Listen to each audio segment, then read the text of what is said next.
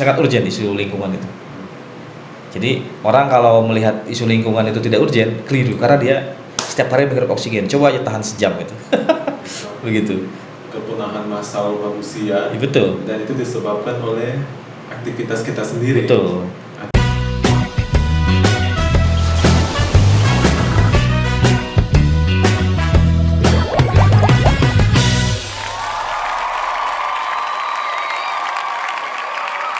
Salam adil dan lestari. Lestari. Wait, langsung pakai salamnya Walhi. Oke, salam jumpa Pak Saudara semua. Beta Juan Sakorela dari MCC, dari Molucas Coastal Care. Dan seperti biasa, ketong jumpa di Eco Talk, tukar cerita. Dan hari ini spesial sekali karena hari ini ketong akan tukar cerita dengan Kak Farid Ridwanudin dari Walhi Nasional kan ya? Ya, Walhi Nasional. Siap, luar biasa sekali.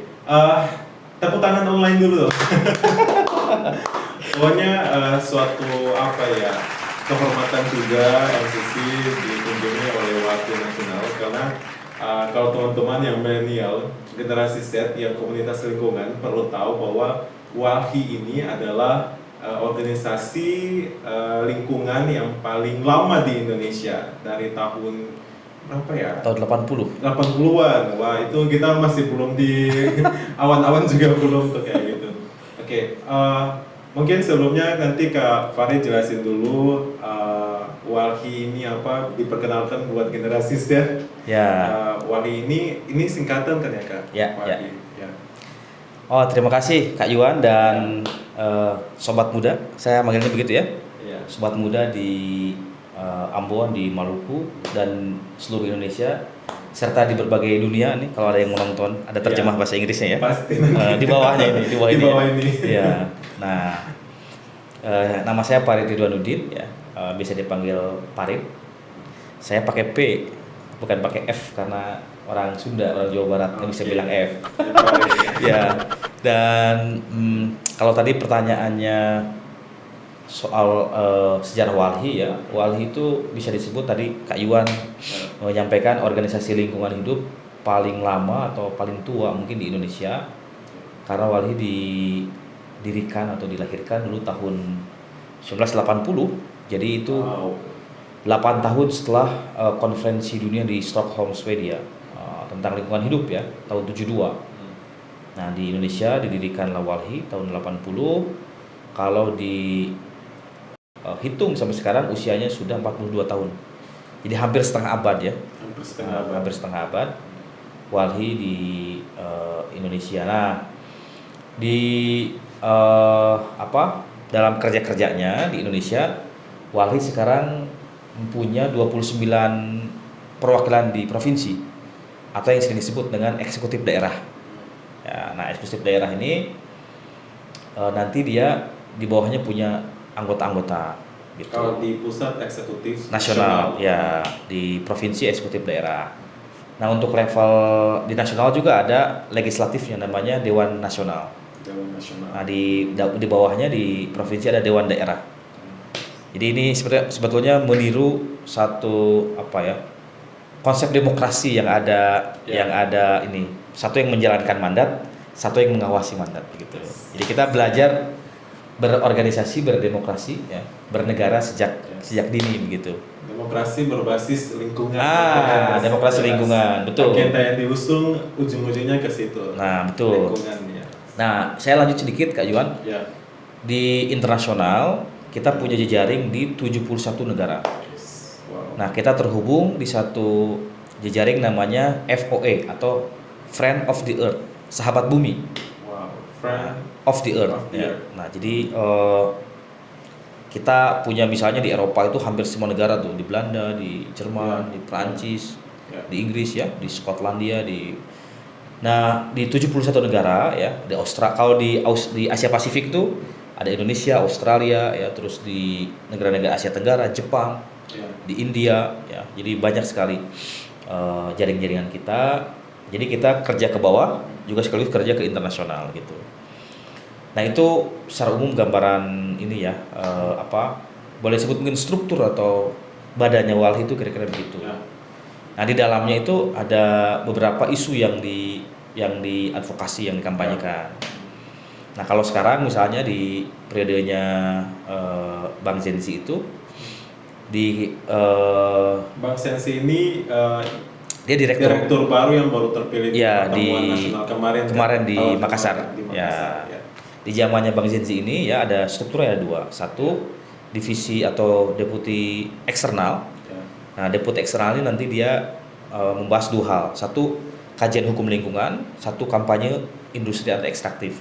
Ya. Nah, saya sebagai manajer kampanye pesisir dan laut Ya. itu ada di divisi kampanye anti industri ekstraktif. Nah, di divisi ini tuh ada 6 isu yang dibahas. Satu ya isu pesisir dan laut, itu saya yang diamanahkan. Ya. Yang kedua ada manajer kampanye hutan dan kebun. Ya. Yang ketiga ada manajer kampanye tambang dan energi. Yang keempat ada manajer kampanye urban berkeadilan, biasanya membahas isu perkotaan. Ya.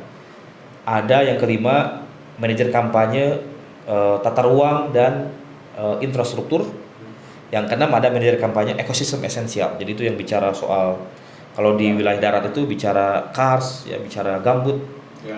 Kalau di pesisir bicara mangrove. Nah, itu kawan-kawan di ekosistem esensial, pangan dan air ya. Ya.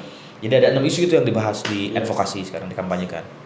Jadi Kak Farid nih di pesisiran laut nih. Betul. Jadi memang cocok banget datang ke sini. Soalnya MCC Molucas Coastal Care kita emang dari awal itu concernnya di isu-isu pesisir, pantai dan juga pulau-pulau kecil gitu. Ya. Jadi selain soal konservasi lingkungannya, tapi juga soal pemberdayaan masyarakat yang tinggal di pesisir pantai dan juga di pulau-pulau kecil. Nah, sebelum aku lanjut nih di pertanyaan-pertanyaan selanjutnya, ada satu pertanyaan nih Kak. Siap. Kenapa Walhi belum ada di Maluku? Itu pertanyaannya ya. Ya, memang. Tapi sorry Kak, ada beberapa anggota Walhi juga di daerah lain yang tinggal di Maluku kalau nggak salah. Ya, jadi tidak hanya di Maluku ya. Misalnya Walhi itu belum ada di provinsi lain seperti Gorontalo. Atau provinsi yang dimekarkan, seperti kalau di Sumatera itu Kepulauan Riau, atau di tempat lain itu di mana ini di Papua ya, Papua Barat atau Kalimantan ini apa yang baru ini Kaltara itu juga belum ada. Jadi ada beberapa provinsi yang, tapi totalnya itu ada 29 di 29 provinsi ada. Nah dulu itu memang ada anggota-anggota atau ada senior-senior Walhi lah di Maluku yang sempat menginisiasi. Nah ini rencananya besok saya mau ketemu, mau ngobrol ya, mau diskusi bincang-bincang. Semoga ke depan juga nanti Walhi itu kerja-kerjanya bisa hadir di Maluku. Terutama begini, karena di Maluku ini tadi disebut Kak Iwan ya. Karakternya bentang alamnya kan wilayah lautan, wilayah pesisir dan pulau kecil. Nah, saya kira juga itu ada satu kebutuhan besar ya untuk dikampanyekan penyelamatannya gitu. Karena hari ini tuh banyak yang mengancam wilayah pesisir, laut dan pulau kecil kita. Nah, sehingga kalau ada kampanye yang masif ya, kemudian ada edukasi juga kepada masyarakat, advokasi kebijakan, itu saya kira kita bisa menyelamatkan itu, bisa menyelamatkan masa depan lingkungan, termasuk juga masa depan generasi ya. Anak-anak muda itu. Kalau dalam radarnya Walhi sendiri, isu yang paling berkembang sekarang di kawasan timur Indonesia itu apa saja Kak? Yang sekarang sedang digaungkan untuk diadvokasi? Ya, di Indonesia Timur itu, jadi Walhi itu biasanya membagi wilayah kerja itu per region. Jadi ada region Sumatera, itu provinsi-provinsi atau ED-ED yang ada di Sumatera. Region Jawa ya, itu wilayah Jawa, nah Kalimantan, region Sulawesi. Tapi yang unik untuk timur tuh ada satu region yang disebut Banus Ramapa, Bali, Nusa Tenggara Barat, Nusa Tenggara Timur, Maluku Utara dan Papua. Jadi ini 5 provinsi yang disatukan region. Satu region. Jadi satu region. Kenapa begitu? Saya memahami karena satu tadi karakteristik bentang alamnya kan kepulauan ya, pulau-pulau kecil. Didominasi oleh wilayah pesisir pulau kecil, jadi seperti Bali, NTB, NTT, Maluku Utara, termasuk beberapa tempat di Papua ya, walaupun Papua juga dia daerah besar gitu. Nah, apa yang lagi dikaji atau dibahas atau dikampanyekan penyelamatannya? kebetulan saya dipercaya juga untuk menemani kawan-kawan walhi, direktur walhi di Banus Ramapa, di Bali, Nusa Tenggara Barat, Timur, Maluku Utara dan Papua. Nah, kami sering diskusi dan mencoba mengangkat ya isu-isu serius yang diadvokasi. Misalnya kalau di Bali itu memang ada ancaman krisis lingkungan yang diakibatkan oleh proyek-proyek pariwisata dan proyek infrastruktur skala besar ya. Pelabuhan, jalan tol, reklamasi. Nah, termasuk yang sekarang lagi didorong kampanyenya itu adalah penyelamatan pesisir Sanur, pantai Sanur dari pembangunan terminal LNG. Jadi itu gas ya. Karena itu akan menghancurkan wilayah mangrove dan terumbu karang. Nah, saya 3 minggu lalu berkunjung ke lokasi itu. Lalu kalau NTB NTT itu juga ancamannya tak kalah ganas ya. Didominasi oleh beberapa isu. Satu, pariwisata juga ya. Kita tahu NTB NTT itu mirip dengan Bali ya, bentang alamnya itu, keindahan pantainya, pulau-pulau kecilnya itu banyak memancing orang gitu untuk datang. Termasuk juga kalau orang-orang asing tuh suka dia beli pulau tuh. Pulaunya dibeli jadi privat. Betul, milik privat. Termasuk banyak kasus-kasus di NTB NTT itu pesisirnya dikapling, orang nggak boleh masuk, nelayan nggak boleh masuk. Nah, selain itu juga banyak industri ekstraktif seperti proyek tambang ya di NTB NTT. Terus juga banyak proyek-proyek tambang geotermal dan lain-lain. Nah, Maluku itu sekarang Maluku Utara ya, yang dihadapi oleh kawan-kawan di sana itu ekspansi pertambangan nikel untuk mobil listrik, untuk kendaraan listrik. Kendaraannya Elon Musk ya. Salah satunya ya. Elon Musk. Selain Elon Musk itu juga ada banyak perusahaan seperti Volvo di Swedia itu juga sekarang hampir banyak semua perusahaan otomotif itu mengembangkan mobil listrik.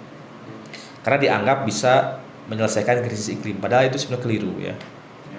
Jadi maksudnya ekspektasinya adalah untuk mengatasi krisis iklim, tapi produksinya sendiri itu malah ini ya Kak. Malah merusak lingkungan dan memperparah krisis iklim. Nah, kami di Walhi menyebutnya ini sebagai solusi palsu. Ya. Kenapa? Seperti orang sakit gigi gitu, tapi dikasih obatnya sakit perut. Jadi kan giginya nggak sembuh sakit giginya. Nah, krisis iklim itu kan tidak bisa diobati dengan mobil listrik karena itu sangat teknis banget. Gitu. Krisis iklim itu kan lahir karena ada ekspansi atau ekstraksi sumber daya alam yang dilakukan oleh negara-negara industri, negara-negara maju tuh. Dan kita seperti Indonesia ini negara kepulauan ya, itu merasakan dampaknya banyak desa pesisir tenggelam, banyak nelayan meninggal di laut, gitu. Oke. Masih semangat kayaknya teman-teman. Siap. Jadi memang tadi Kak Farad udah jelasin juga bahwa salah satu isu kalau di Maluku ini sendiri kayak tambang nikel yang solusi palsu itu yang ditawarkan untuk mengatasi krisis iklim. Nah, kalau dari isu pesisir laut sendiri di Maluku tuh apa yang sekarang dalam radarnya Walhi, Kak? Ya, di Maluku dan Maluku Utara hari ini kita sedang mengkampanyekan ya penolakan satu kebijakan yang dinamakan penangkapan ikan terukur. Ini tadi kita sampaikan di konferensi pers. Ini sebetulnya yang baru ya, yang sedang didorong pemerintah. Nah, sebelum-sebelumnya saya ingat dulu tahun-tahun 2016 ya, beberapa tahun lalu saya terlibat misalnya mengkampanyekan penyelamatan pulau-pulau kecil di Maluku itu dari kejahatan tambang. Dulu ada Pulau Romang ya, di Maluku Barat Daya. Maluku Barat Daya, benar. Nah, itu pernah dihantam oleh satu perusahaan yang induknya itu ada di Darwin, Australia. Nah, dia menambang emas di Pulau Romang. Masyarakatnya menolak ya. Lalu ya masyarakatnya dipecah jadi dua. Nah, bahkan ada kejadian ya, temuan ada warga yang menolak, kepalanya putus. Itu contoh yang dulu kita advokasi. Nah, termasuk saya ingat 2018 saya pernah kesini dulu membawa kawan-kawan pelapor khusus PBB soal pangan ya, soal pangan. Kenapa dibawa ke Maluku? Karena pelapor khusus PBB itu pernah kita ajak ke keliling di beberapa titik di Pulau Jawa sama Sumatera untuk melihat situasi pangan di darat, di pertanian atau di hutan. Nah, ketika kita bawa ke sini, waktu itu ke kantor Yayasan Baileo, Ya. itu kita ingin cerita pangan laut. Nah, kenapa? Karena pangan laut ini selama ini isunya itu ada di pinggiran gitu. Tapi kita bawa pelapor khusus PBB. Nah, kita ajak teman-teman para raja ya di desa-desa adat di Maluku, dari Haruku, dari pulau apa yang ada tambang emas ini, Seram ya. Iya. Terus ada pulau apalagi yang ada beberapa pulau lah Tambang emas di Pulau Buru. di Pulau Buru ya. Dari Pulau Seram juga ada. Iya. Kemudian dari Aru waktu itu ada bertemu. Ya. Jadi memang ada situasi sulit di mana di pulau-pulau kecil di Maluku itu, terutama karena satu ya secara geografis kan terpisah-pisah gitu, itu tantangan besar soal pangan. Nah, di mana sebagian besar di Maluku itu dalam diskusi tahun 2018 lalu, pangan di kita itu kan diimpor dari luar banyaknya. Jadi karena sudah mengalami berasisasi, Ya. sudah konsumsi berasnya tinggi, Berasisasi. nah itu diimpor dalam tanda kutip ya dari Surabaya gitu. Jadi Nah, itu soal food security juga Nah, gitu. ya keamanan pangan sekaligus kedaulatan pangan. Ya. Nah, jadi waktu itu kita juga mendorong adanya ancaman industri ekstraktif seperti tambang di pulau kecil yang mengancam kedaulatan pangan masyarakat. Jadi kan seperti tambang di pulau kecil itu daratannya rusak, ya, tercemar, limbahnya ke laut, lautnya tercemar, ikannya udah sulit di ini. Nah, dalam situasi itu masyarakat yang tinggal di pulau kecil kan nanti dia akan kehilangan sumber pangannya. Dari mana dia? Daratnya rusak, terus lautnya tercemar karena limbah tambang. Ini dulu yang kita sampaikan ke pelapor khusus PBB. Betul. Jadi untuk mengejar flash money tapi dampaknya tuh malah dampak jangka panjang gitu ya. Ya, Ya. itu memang yang tidak diperhatikan dalam logika industri ekstraktif. Logika industri ekstraktif itu kan yang penting uang dapat cepat, tapi Yes. dampak jangka panjangnya Ya. itu yang nggak diperhatikan. Ya. Untuk keberlanjutan lingkungan termasuk keberlanjutan keadilan antar generasi kan. Jadi generasi-generasi pada masa yang akan datang itu punya hak yang sama dengan kita tuh untuk mendapatkan lingkungan yang sehat dan bersih. Ya.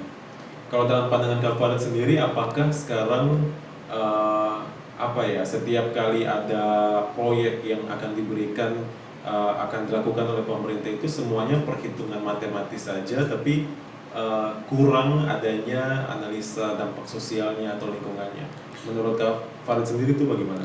Ya, nah ini yang menjadi persoalan besar ya di Indonesia. Sudah lebih dari 75 tahun kita merdeka, pola pembangunan kita itu masih top down, dari atas. Di drive dari atas. Ya. Jadi kalau ada bicara pembangunan dari desa itu hanya di atas kertas lah, teori aja. Ya. Jadi misalnya ada musyawarah perencanaan pembangunan tingkat desa atau musrenbangdes, Ya. dibawa ke kabupaten, dibawa ke provinsi, dibawa ke nasional, itu di atas kertas aja sebenarnya. Ya. Selama ini yang terjadi justru malah datangnya dari Jakarta pusat, bawa ke daerah. Dan masyarakat di daerah itu tidak bisa mengatakan tidak, apalagi kalau itu proyek strategis nasional. Ya juga ya. Nah, itu yang terjadi, Betul, faktanya betul. begitu. Nah, menurut saya ke depan tuh pembangunan di Indonesia itu tidak boleh pendekatannya begitu, karena akan meniadakan hak-hak masyarakat lokal. Masyarakat kita itu ya di setiap tempat tuh punya hak ya untuk hidup sejahtera, hidup dapat lingkungan yang bersih, untuk mendapatkan katakanlah kualitas kehidupan sosial ekonomi yang berkelanjutan gitu. Jadi nggak boleh juga itu ada proyek-proyek pembangunan yang tiba-tiba datang dari atas gitu ya, dipaksakan dan masyarakat tidak bisa memilih. Ya. Nggak boleh, itu bertentangan sebenarnya dengan prinsip yang ada dalam Pancasila dan Undang-Undang Dasar 45 itu. Betul sekali. Dan kalau dilihat Kak, semua proyek ini kan, semua proyek apapun yang dibangun di masa sekarang, impactnya nanti kan akan ke kita, anak-anak muda. Ya kakak juga masih muda ya. Ya, saya masih muda. Di masa depan nanti kita semua yang akan terkena imbas dari apa yang dibangun hari ini. Nah tapi saat ini kan banyak sekali anak-anak muda yang mau dibilang apatis atau mereka juga belum aware dengan isu-isu kayak gini. Nah kira-kira apa yang harus kita lakuin, Kak? Apa yang harus anak muda sekarang benar-benar lakuin untuk bisa bisa kontribusi, kasih ide, kasih pikiran tentang apa yang sekarang sedang terjadi. Nah, ini menarik. Sebelum saya jawab itu ada satu penelitian Ya. yang dilakukan oleh UNICEF ya, oleh Save the Children dan beberapa lembaga yang fokus ke isu anak. Ini ada yang menarik. Tahun 2050 itu lebih dari 100 juta anak di Indonesia itu akan mengalami krisis air, krisis pangan, 3 kali rentan mengalami dampak bencana banjir, longsor, ya, ombak tinggi itu apa namanya, gelombang tinggi ya, rob, kena banjir rob. Banjir rob. Ya. Nah, terus dia akan menghadapi pencemaran laut, pencemaran sungai, hilangnya hutan. Jadi bayangkan ya, pada masa yang akan datang. 2050 itu umur berapa ya? Jadi bayangkan kalau ada anak bayi yang lahir 2020 kemarin. Ya. Jadi pada tahun 2050 itu usia 30 tahun. Ya. Itu produktifnya kan. Jadi puncaknya produktivitas itu usia 30 tuh. Dia lagi sekolah, lagi. Nah. Ya. Tapi saat itu diprediksi situasinya tidak mendukung. Ya. Cuaca semakin panas. Ya. Bencana ekologi seperti banjir dan longsor semakin intens ya. Pencemaran laut, pencemaran sungai, termasuk sudah hilang itu hutan-hutan alam. Nah, yang pertama yang ini saya katakan adalah anak-anak muda itu harus punya perhatian serius. Ya. Kenapa? Karena masa depan mereka itu sangat juga ditentukan oleh masa depan lingkungan yang sehat atau tidak gitu. Ya. Kalau lingkungannya tidak sehat, maka kualitas hidupnya juga akan buruk. Jadi bayangkan kalau air yang kita minum itu air yang sudah tidak sehat. Ya. Makanan yang kita makan itu misalnya semuanya adalah impor dari negara lain, dari Vietnam, dari China, Dan dari itu pun sudah tercemar. itu pun di sudah negara ya betul, sudah penuh dengan kandungan kimiawi ya. udara yang kita hirup. Udara yang kita hirup juga sudah sangat tercemar ya. Kandungan oksigennya udah nggak ada karena pohonnya habis. Jadi maju kena mundur kena gitu. Nah, maju kena mundur kena. Maka menurut saya yang pertama kali harus dilakukan oleh kawan-kawan muda, termasuk saya ya, itu kembali ke masa depan. Maksudnya apa? Kita memahami persoalan apa sih yang akan terjadi pada masa yang akan datang. Kembali ke masa lalu boleh ya, tapi kita anggap aja seperti kaca spion kalau naik kendaraan kan, nggak mungkin lihat ke belakang terus terlabrak tuh. Jadi sejarah masa lalu itu harus kita lihat sebagai acuan, gitu ya, sebagai satu pembelajaran. Oh, jangan ke situ deh, nanti belajar dari pengalaman masa lalu ternyata kalau belok ke situ misalnya gitu. Nah, yang harus kita fokuskan sekarang adalah kita fokus mengantisipasi apa yang akan terjadi di masa yang akan datang. Kenapa? Karena anak-anak muda nanti yang akan merasakan itu. Betul. Air tercemar, sungai tercemar, laut tercemar, hutan habis, udara semakin panas di atas 2 derajat Celcius, bayangkan.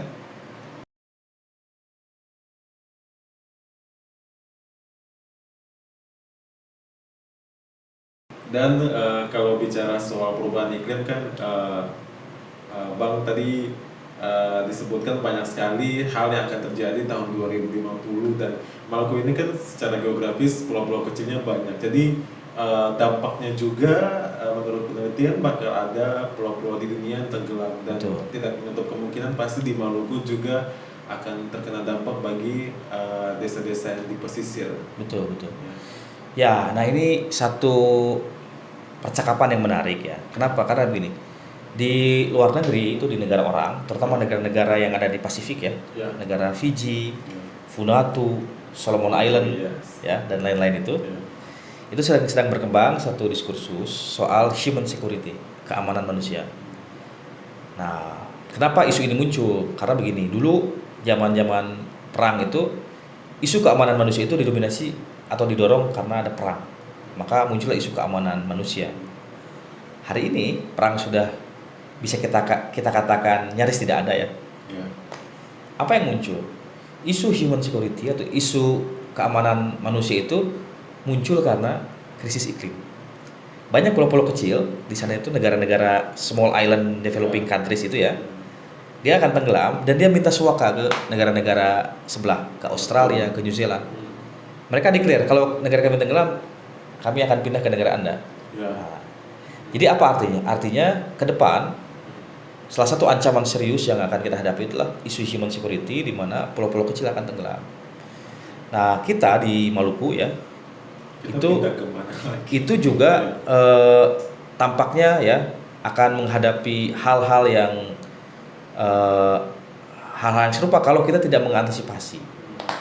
Ya, tidak bisa mengantisipasi, nah, kita akan menghadapi hal serupa. Nah, tetapi kalau kita bisa mengantisipasi, bisa memitigasi, maka saya kira kita tidak akan mengalami hal serupa ya. Artinya kita nggak usah pindah, ya. Dan bentuk antisipasi atau mitigasinya kan banyak. Satu, kalau anak-anak muda sudah melek, sudah mau sadar, itu sebenarnya satu bentuk mitigasi. Kita, oh iya, kita inilah yang akan menentukan masa depan. Nah, itu anak muda itu kalau udah berpikir begitu, itu adalah satu bentuk mitigasi ya. Nah, yang kedua, tentu anak-anak muda itu berdasarkan surveinya UNDP tahun lalu 2021, itu ada yang menarik. UNDP mengeluarkan survei tahun 2021, surveinya tentang anak muda dan isu iklim. Yang paling resah ya di antara usia 0 sampai 60 itu yang rentang usianya di bawah 18 tahun dan ya di bawah 36 tahun. Paling resah dengan situasi sekarang. Situasi dampak krisis iklim. Kenapa? Karena tadi anak-anak muda itu akan menghadapi situasi yang mengerikan pada tahun 2050. Nah, kalau orang tua yang di atas 50 itu mereka nggak terlalu resah. Kalau baca surveinya UNDP ya. Nah, itu kalau anak muda sudah resah, saya kira bisa melakukan gerakan bersama ya. Misalnya menuntut pemerintah untuk mengevaluasi dan menghentikan izin-izin yang membebani pulau-pulau kecil di Maluku. Ya, jadi kalau ada izin-izin yang membebani merusak pulau-pulau kecil, saya kira harus segera dihentikan. Karena kalau enggak itu seperti bom waktu gitu. Nah, yang kedua, anak-anak muda juga bisa ya bersatu begitu mendorong satu mendorong satu evaluasi total terhadap kebijakan negara. Nah, misalnya kami di Walhi ya di nasional itu sedang mendorong satu rancangan undang-undang namanya rancangan undang-undang perubahan iklim. Kami di Walhi sedang mendorong itu. Kenapa? Karena selama ini kita ini nggak pernah serius bicara bagaimana sih memitigasi, bagaimana mengadaptasi dampak krisis iklim di tingkat tapak. Nah, yang lain yang bisa dilakukan anak muda itu bersatu menyelamatkan kampung-kampungnya. Di kampung-kampung, desa-desa yang ada di situ harus diselamatkan tadi dari ancaman industri ekstraktif. Karena kalau enggak, tadi ketika datang proyek besar dari Jakarta, kita tidak bisa melakukan menolak gitu, menyatakan tidak. Kenapa? Karena mungkin di daerahnya tidak dibangun gitu, nalar kritisnya. Betul. Nah, maka anak muda lah saya kira di situ punya peran untuk membangun satu gagasan kritis terhadap pembangunan. Gitu. Harus punya kesadaran kritis tentang apa yang sedang terjadi. Karena itulah edukasi juga kayaknya penting banget buat melatih kita untuk tetap berpikir kritis apa yang sekarang sedang terjadi kayak gitu.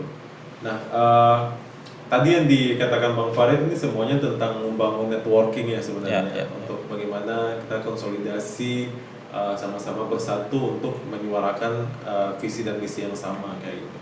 Nah, ini kebetulan aku pakai bajunya Jaring Nusa. Mantap itu.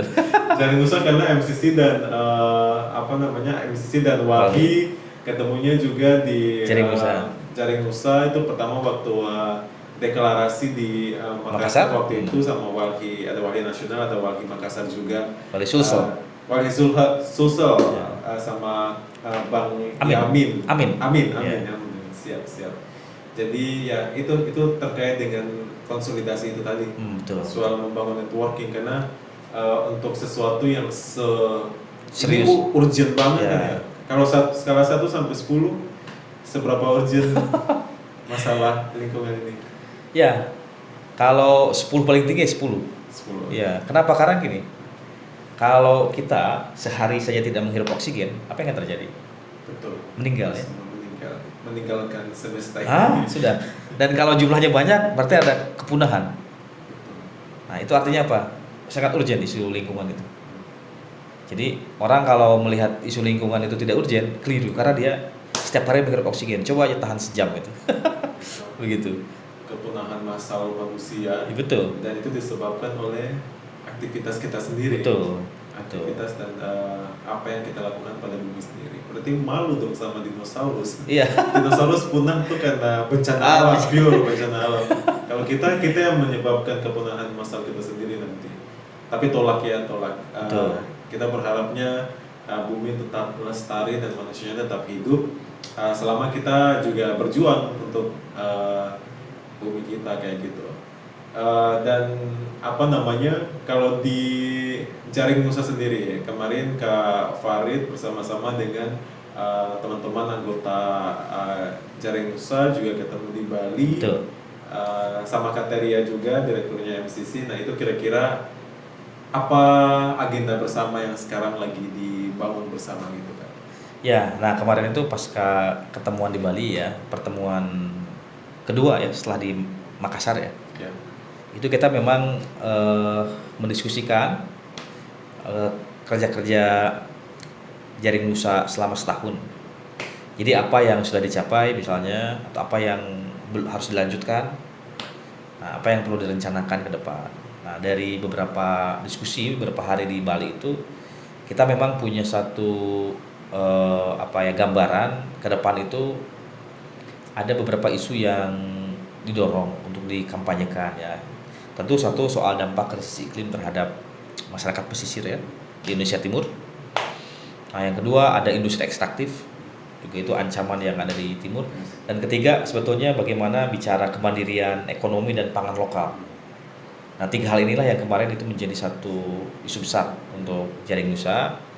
Dan kita semua yang ada di Jaring Nusa itu juga punya tanggung jawab ya, punya tanggung jawab untuk mengkampanyekan 3 isu ini ke depan. Nah, jadi soal isu iklim dan masyarakat pesisir, soal industri ekstraktif, lalu soal pangan lokal, soal ekonomi gitu, itu juga ekonomi lokal ya yang sudah dipraktikkan oleh masyarakat, itu juga menjadi satu diskusi yang penting. Nah itu kira-kira ke depan yang akan kita kampanyekan 3 hal itu sebetulnya. Oke. Wow, ini kita sudah dapat banyak sekali hal-hal luar biasa, dan ini ini sesuatu yang harus terus kita bicarakan dan terus bicarakan selama kita punya kapasitas untuk membicarakannya, karena ini urgent banget. Ini bukan cuma mengancam lingkungan, tapi juga mengancam hidup kita sendiri, keberlanjutan dari spesies kita. Jadi sekali lagi terima kasih Kak Farid sudah mampir di adik-adiknya di MCC di Ambon, dan harapannya terakhir aku mau tanya nih buat Kak Farid, apa yang Kak Farid pengen anak-anak muda Maluku lakukan untuk menyelamatkan lingkungannya, dan bagaimana juga bisa membantu pekerjaan-pekerjaan walhi misalnya. Ya. Gitu. Nah ini pertanyaan yang menarik saya kira. Di kita itu memang di Walhi ya, itu juga punya satu konsep serius terhadap anak muda. Makanya di Walhi itu kita menginisiasi beberapa forum anak muda. Misalnya ada Youth Climate kemarin ya di Jakarta itu. Terus sebelum saya kesini tuh hari Jumat lalu itu ada aksi Global Climate Strike. Itu jadi kan sudah ada di seluruh dunia kan, nah, termasuk di Indonesia. Nah ini kan sebetulnya gerakan dari Friday for the Future yang diinisiasi oleh Greta ya. Greta Thunberg. Nah, diinisiasi oleh dia, termasuk di Indonesia. Nah saya kira juga nanti di Maluku, di Ambon ya, kita bisa melakukan hal yang sama.